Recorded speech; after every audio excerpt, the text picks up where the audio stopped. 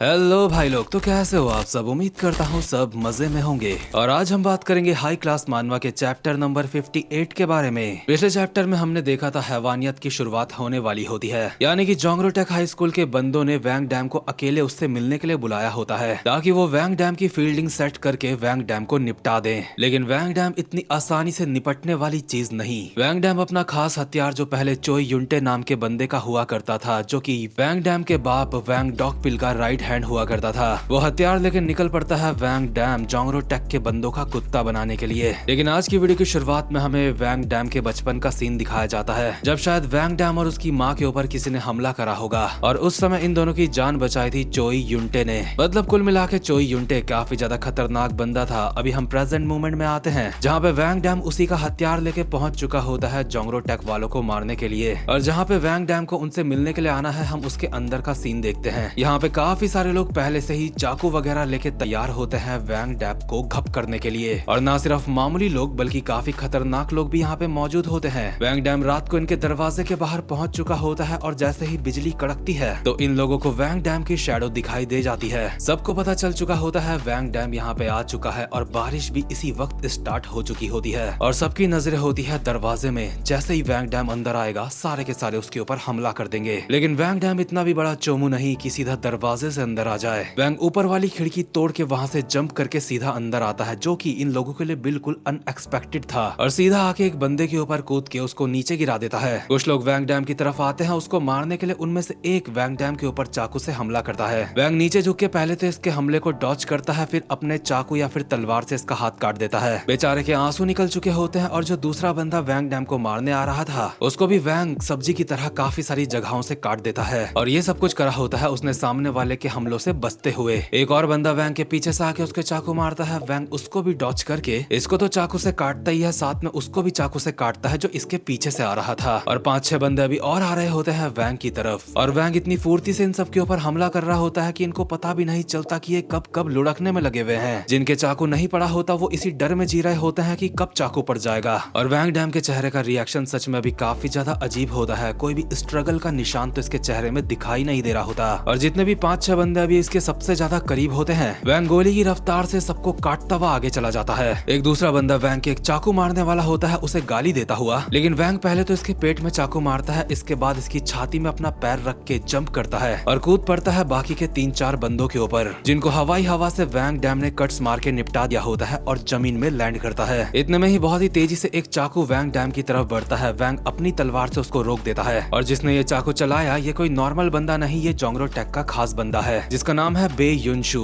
वैंग और इसके हथियार आपस में टकरा रहे होते हैं और ये वैंग को कहता है, काफी समय बाद दिख रहा है वैंग डैम। वैंग अपनी तलवार से इसके ऊपर एक हमला करता है, लेकिन ये वैंग का वो वाला हाथ पकड़ के उसको पीछे करके उससे बच जाता है और अपने दूसरे हाथ के चाकू से वैंग को बस घप करने ही वाला होता है। लेकिन वैंग अपने दूसरे हाथ से अपना दूसरा चाकू निकाल के इसके दूसरे हाथ को काट देता है और ये बंदा बस यही सोचता रह जाता है कि क्या इसके पास दूसरा चाकू भी था, मुझे तो इस बारे में पता ही नहीं। लेकिन इतने में ही सीन में जोंग्रोटेक हाई स्कूल की लड़की भी उतर आती है। वो भागते हुए वैंग डैम की तरफ आ रही होती है और अपनी जेब से एक पैना सा हथियार निकालती है ताकि वैंग डैम के फेंक के मार सके। लेकिन लड़की भी ये देख के हैरान होती है कि बे युनशु अब जमीन में गिर चुका है, जिसको वैंग डैम ने कुत्ता बनाया था। लेकिन लड़की सोचने में अपना ज्यादा वक्त बर्बाद नहीं कर सकती, इसलिए अपना पैना हथियार सीधा फेंकती है वैंग डैम की तरफ उसको फाड़ने के लिए। लेकिन वैंग लड़की के हथियार को तलवार मार के बिल्कुल ऐसे साइड कर देता है जैसे बैट बॉल खेल रहा होगा। इतने में ही जोंग्रोटेक हाई स्कूल का सबसे लंबा चौड़ा बंदा साइड से वैंग डैम के ऊपर हमले स्टार्ट कर देता है, क्योंकि इसने वैंग डैम के ऊपर एक सरप्राइज अटैक करा होता है। इसलिए वैंग डैम की तलवार में मार के वैंग डैम की तलवार को साइड में गिरा देता है। अपने पंच में इसने ब्रास नकल भी पहना होता है और एक पंच मारता है वैंग डैम के ऊपर। वैंग अपने छोटे चाकू से इसके ऊपर हमला करने वाला होता है, लेकिन ये उसी हाथ में मुक्का मार के इसका चाकू भी गिरा देता है। अब सिचुएशन ये है कि वैंग का चाकू गिर के हवा में लहरा रहा है और इस दौरान वैंग इसके हमलों से बच रहा है। लेकिन चाकू हवा में गया है तो नीचे तो आएगा ही, और जैसे ही वो नीचे आता है वैंग उसको कैच करके इस बंदे के उस हाथ में घोप देता है जिससे ये वैंग डैम के मुक्का मार रहा था। और ना सिर्फ घोपता है, घोपने के बाद एक लंबा सा चीरा भी लगा देता है। है, जिससे सामने वाले बंदे के धागे खुल चुके होते हैं, उसकी आंखों से आंसू आ चुके होते हैं। और जांगरो टेक हाई स्कूल का 2nd नंबर वाला पीले बालों वाला बंदा कहता है, ये साला हरामजादा पूरी तरीके से एक साइको बन चुका है। मैंने सही कहा ना? वो चाहता तो उसको जान से मार सकता था, लेकिन उसके बावजूद भी ये कर क्या रहा है? जांगरो टेक का लीडर यूजुन और लड़की भी ये सब कुछ देख रहे होते हैं। सिर्फ कुछ बंदों को छोड़ के ऑलमोस्ट यहाँ पे जितने भी बंदे थे, वैंग ने सबको मार के नीचे गिरा दिया होता है। और यूजुन वैंग की तरफ देख के अपने मन में कहता है, मेरे मन में पहले एक बात आई थी,